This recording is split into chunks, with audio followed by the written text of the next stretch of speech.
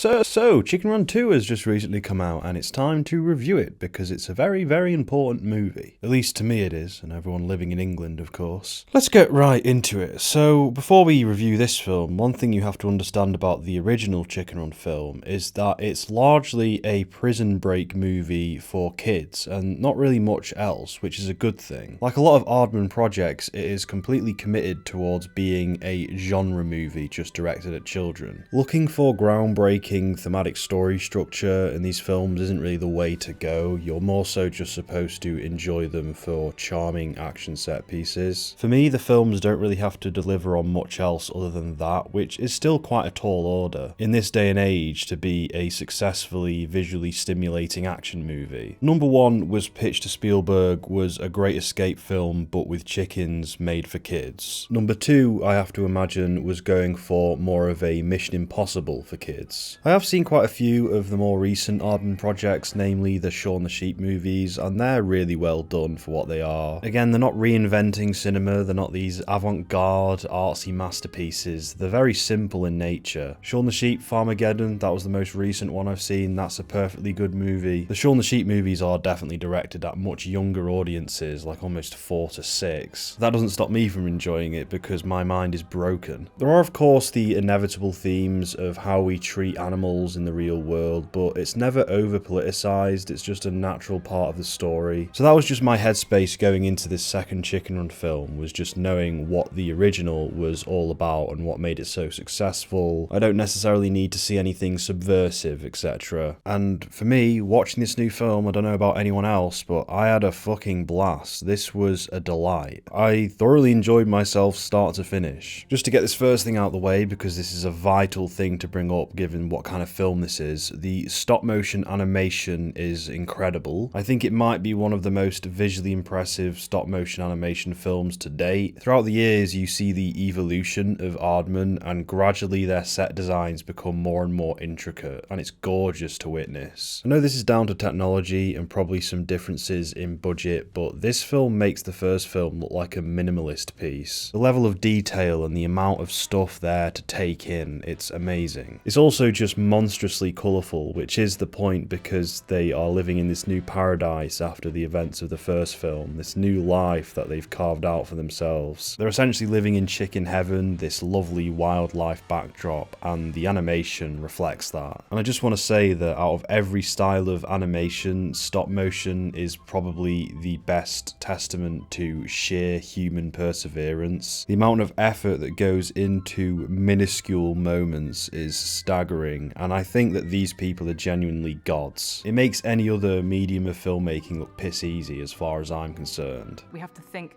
so carefully and be so deliberate about everything, and I do think that that kind of discipline makes for ultimately like the best end product. Now on to the more narrative focused elements. I really enjoyed seeing all the characters again. I realised that I take these characters quite seriously, just as seriously as I would characters from a film made for adults. I did recently do a big review for the first Chicken Run, and of course I rewatched it then, so I feel very close to these characters, particularly Ginger. And what they did with her in this film was just lovely to see, because we get to see her as a mother figure. You're not the boss of me. Actually, I am. It's seeing a beloved character act consistently to who she is, but in a new dynamic.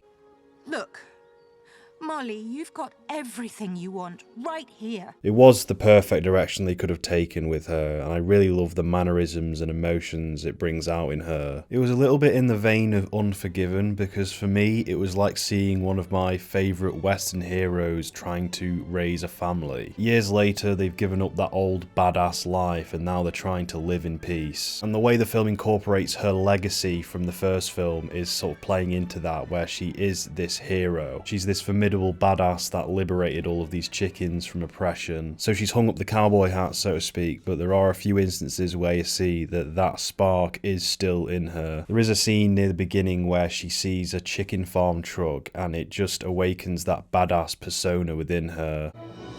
Uh-oh. I haven't seen that look in a long while. She just immediately goes back into that mindset and she's like, meeting tonight, and it's so cool. And that scene sets up one of the themes of the film, which is about her having to restrain herself from wanting to save every chicken or taking a step back from all of that. We have to hide. Hide? Yes.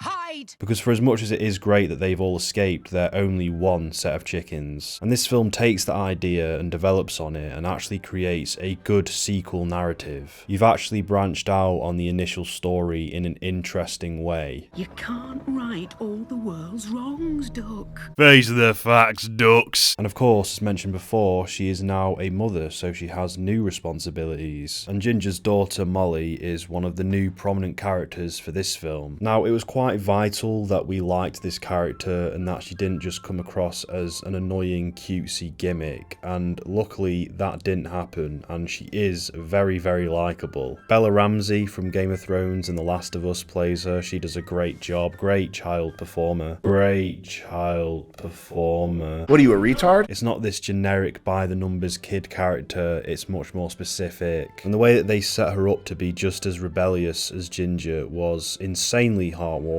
So at the beginning they make a little baby pen for her because she keeps running off, and what she does is she digs out with a spoon, and it's just what an amazing moment. And her character doesn't just stop at cute visual nods to the first film, because the story does good by her. She has so many traits from her mother that make her just as likable, and that's probably the main reason why she feels a bit more three-dimensional. Just scrappy, brave and rebellious. It is just like seeing a young version of Ginger, honestly. There is a moment where she gets herself in some sort of trouble and she's all on her own and she begins to freak out, but then in classic Ginger fashion she's like, no, come on, pull it together. You're a lone free ranger, and she like snaps out of it and she just like faces up to the adversity. It's sick. So again, as we have replaced the Great Escape angle with the new Mission Impossible angle, there are a few differences with this film as compared to the original. And I think these are all intentional changes because it's appropriate with what genre they're parodying. There's far less miserable, filthy, dreary imagery like we had with the chicken pen from the first film. As befits the Mission Impossible pastiche, everything's much more cleaner and high-tech. And that's a drastic aesthetical change that people may take issue with, but considering what this film's going for, I didn't. To say that this new film didn't have any dynamic action set pieces of its own would be a big fucking lie. It wasn't the focal point of the film for me because, again, I got most of my enjoyment from watching these familiar characters do new things. But the creativity that went into these specific gadgets they make and how they use them and how they get into this facility, it's just as joyous a spectacle as any classic Aardman project. It's near eye candy in how satisfying it is to watch, and honestly these chickens are so cool. I love these characters and how like able they are. The new musical score is distinctively good as well. I noticed a lot of new renditions on the classic Chicken Run theme. Another component of the first Chicken Run film is that it was surprisingly dark in certain areas, and thankfully this film delivers upon that brutalness. The first film had a chicken get its head lopped off, and this film has a chicken basically get minced and slaughtered into chicken nuggets, and it's fucking horrible. You obviously don't see it, but you hear enough, man. And then Ginger's there with her daughter, and you can tell Ginger just never wanted her daughter to see any of this. And she pulls her aside and literally goes, listen, look at me, do not look away, just fucking look at me. Look at me and do not look away. I was like, what the fuck? And then to make me feel even more guilty, the chicken nuggets looked fucking delicious. And Mrs. Tweedy returning, I saw that in the trailer, and when I did, I thought, fucking hell, this is such a rehash. This is really just worrying. And maybe they could have invented another villain, but she is essentially the anti-chicken woman. She represents the brutality of the meat industry, and this film is still a war against that, so I guess it's appropriate to have her back. She was funny. She's picked herself up a new weak husband that she physically and psychologically abuses. You also have some James Bond pastiche with Mrs. Tweedy's villainous lair. She's devised a new approach to chicken farming where instead of making it miserable, because that's the reason why they wanted to escape, because it was an absolute shithole, she creates this deceptive paradise where all of the chickens are lured into, and then she brainwashes them with these collars. And that was a creepy and dark new motif for this film, almost in the vein of an invasion of the body snatchers. It was all a new, fresh, different thing from the first film. Every good Aardman project has a sense of villainy or perilousness that's just on the edge of, oh my god, that's like really kind of a bit fucked up, man. A stoic assassin penguin, a scary-ass robot dog, a sociopathic rabbit hunter, and also a human puts on a life-size chicken suit to deceive the chickens, and like seeing a fucking human-sized chicken is horrible. And coming from Mrs. Tweedy's perspective, this new plan is a good logical progression from the first. It's really specific as well because they have this whole presentation where it's like, you see, when a chicken is panicked, their muscles contract and get all tough, so the chicken is nasty and rough and coarse or some shit when you eat it. When they happily go into the slaughter, their chicken is nice, soft and tender. It's like, this is fucking weird. I don't know if this is true or not. However, without a doubt, the scariest part of this movie is the fact that we have a Liverpudlian chicken. Fucking hell. Are you coming, Anna? Coming where? To the happy chicken truck? No, I actually didn't mind her. She was quite sweet, actually, so fuck off. Now that sounds like a real adventure. It felt like a proper family this time because you had all of the integral characters from the first film all working together. You had this nice familiar dynamic where they're all protective of each other and they've all come so far together. Oh, and Peter Serafinowicz is also in this film, you know, the guy from Shaun of the Dead who goes, "The front door is open again! It's 4 in the fucking morning!" I was happy to see him in the credits. Time to address some faults that this movie had because no movie is perfect. So the voices of Fowler and Rocky were replaced in this film, and they were some very noticeable replacements. Well, by, you know, going in there. Particularly with Rocky because he's one of the main characters. His voice was jarring. But what she didn't plan on was going toe-to-toe with a certain freedom-fighting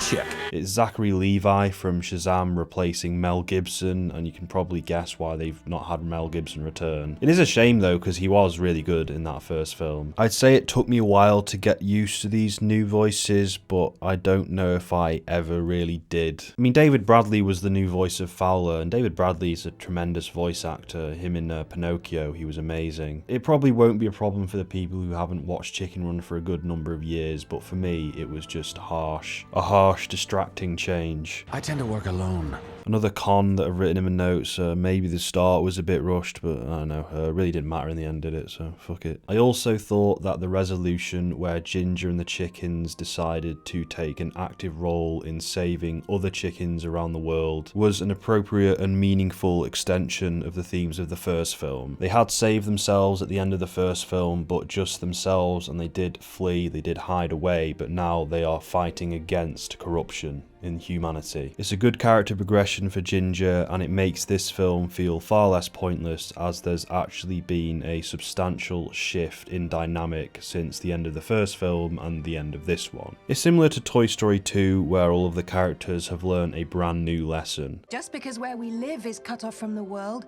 doesn't mean we are too. Overall, that was a fantastic continuation of this story and all of these wonderful characters, and it was a joyous action spectacle that decided to go for a different kind of pastiche. I'm just so fucking glad that it wasn't total shit and that Netflix didn't get their nasty little paws into it. Oh yeah, and female empowerment, it has all that jazz in fucking abundance, man. It's not making a big deal about it, it's just all these badass, sick, cool fucking women characters. Yeah, so fuck yeah. And remember to fucking subscribe. Great fucking film, 10 out of 10. Gonna be the best, most highest rated film on Letterboxd, IMDb, all that jazz, Metacritic, all those fucking dickheads. Yeah, amazing film. Stop being so cynical. Sorry, I didn't mean that. Piss off. Stupid, worthless creatures. She's like every intimidating teacher or mean dinner lady rolled. Well, firstly, I'm not sure about genuine tension here in the movie. Worthless It's creatures. brilliant in how relatable it is because it's not about her freedom, it's about the freedom of the entire flock. We'd have morality on our Worthless creatures. side.